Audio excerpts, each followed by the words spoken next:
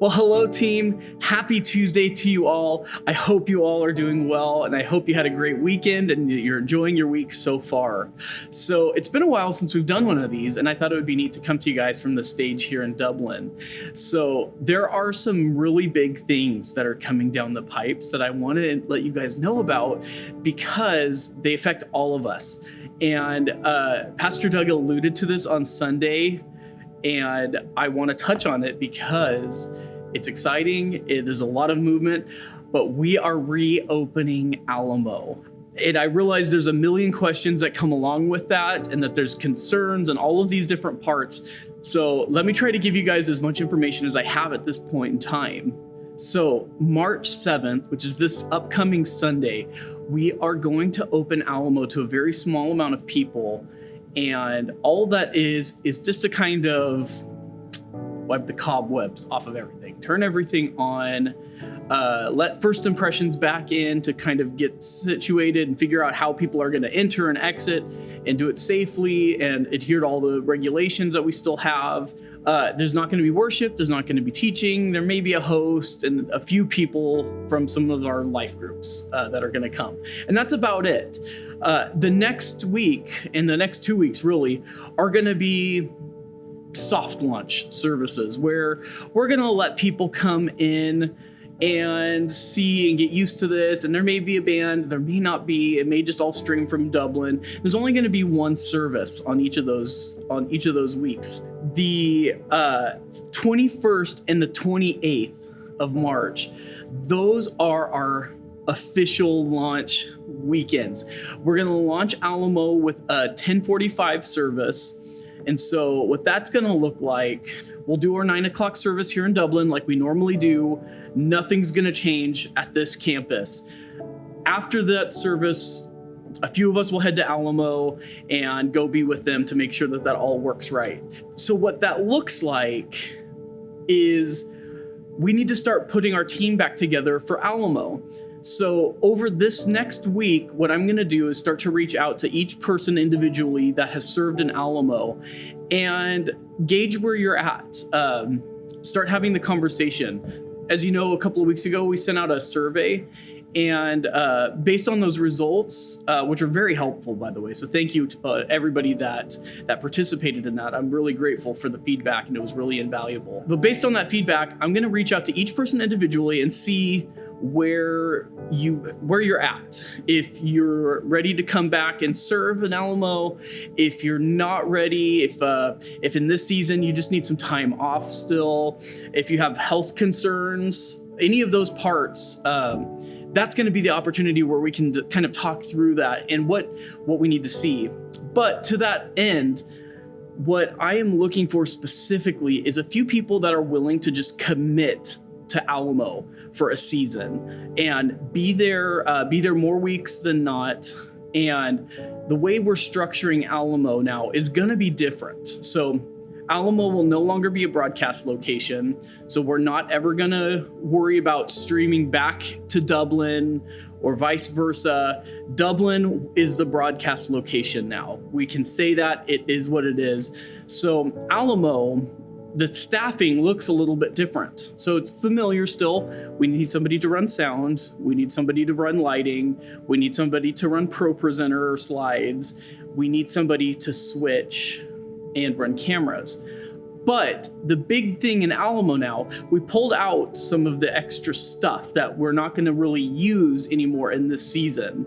So now we're not going to worry about live video on the screens during worship. We'll bring up a static camera shot during the message, and that's it. And so Alamo now has 2 cameras. They have the one that's on the left, kind of over where the sound booth is, and one that's center, just for a straight on shot. So all we're gonna do, camera 1, which is the one off to the side, that will be our safe shot. That will be the one that covers most of the stage or part of the stage.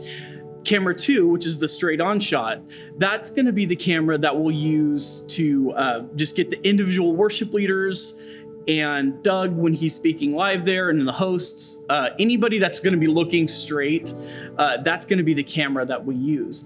So we're not going to do movement on it. We can just set some presets. on Sunday mornings like we've done in the past, so nothing unfamiliar there. The switcher is the same, the camera controller is the same. That all looks exactly the same. We're just going to scale back what we've done.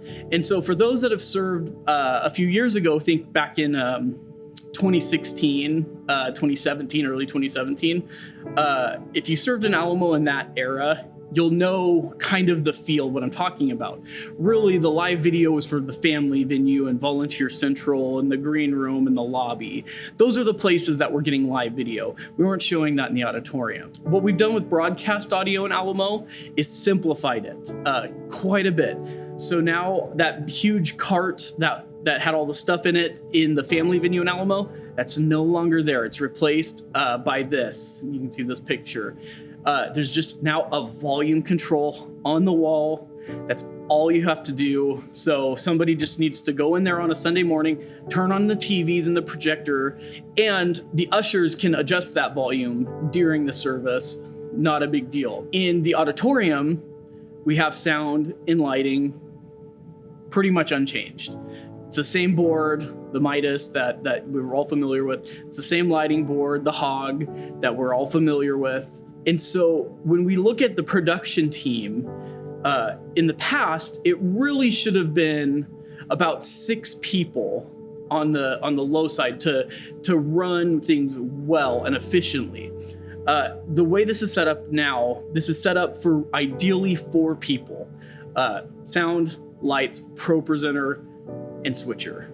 So we're not looking for a huge team right now. Of course, we want to grow that team and we want to expand it always, but we need 4 people that are willing to commit to a season of serving in Alamo. With that said, that brings us to Easter. We are going to do a hybrid. So if you watched the Christmas service, you saw that we did it completely online. The entire service was pre-filmed. We just put it out there and just replayed it a bunch of times. We're going to do that exact same thing with one big exception. We are also going to have in-person services. We're acknowledging that a very large part of our audience is still online and are probably going to be for a good while still.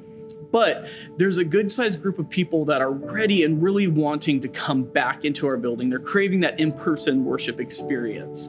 So we're creating an avenue for that as well. And of course, like we've been doing in Dublin, we're doing it safely. We're following all of the regulations. So if there's any questions about those policies and procedures and stuff like that, I'm happy to answer those. And if it's a question I can't answer, there's a team of people that are working on making sure we're staying compliant with that. So I'm happy to put anybody in touch with that if anybody has any questions or concerns about safety and all of those different parts. Of course, masks are required and all of those parts, exactly like you would expect. So with Alamo opening in a few weeks, we're going to have Easter services in Dublin and Alamo. Dublin is going to have one service exactly like we're doing normally. We'll let it be at the capacity that we are allowed to have in the room, which is 25% of the capacity. We're going to do the same in Alamo. The difference is we're going to do more services. Alamo's a small room, so the capacity is so low that we feel like we need to make up for it in bulk. So we're going to do 4 services in Alamo. We're going to do 2 on a Saturday. The times are TBD, but similar to what we've done in the past, I'm going to assume that they're going to be mid to late afternoon. And then we will do 2 services on Sunday, probably a 9 and a 10:45. We may have to expand those a little bit in between, but again, I'll keep you informed. So when I reach out this next week, let me know where you're at. Let me know if you're comfortable coming, if you're not comfortable coming, if you feel like you need a break for a while longer still. All of those things are okay. Any one of those are okay. But know and just start praying about this. Pray for this next season. There's a lot of parts that are going to go into making this campus come back to life again and starting to see people come back. Pray for our team. Pray for all of us that are working behind the scenes to put all this together. We're working tirelessly to make sure that we have all of these things in place so that people can come into this building and be filled up with new life in Jesus. Pray for us, pray for our team, pray for growth. God knows what we need. He knows that we always need to expand our team.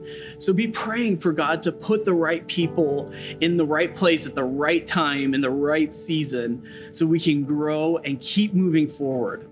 So hey, as I said earlier, this week and the next, I'll be reaching out to everybody individually to start this conversation about Alamo and where you're at and if you're ready or you're not, or how we can best serve you. If there's anything that you need, this is a great time that we can talk about it. So I hope you guys all have a great rest of your week. Know that we love you, we're praying for you, and that we're so grateful to serve alongside you.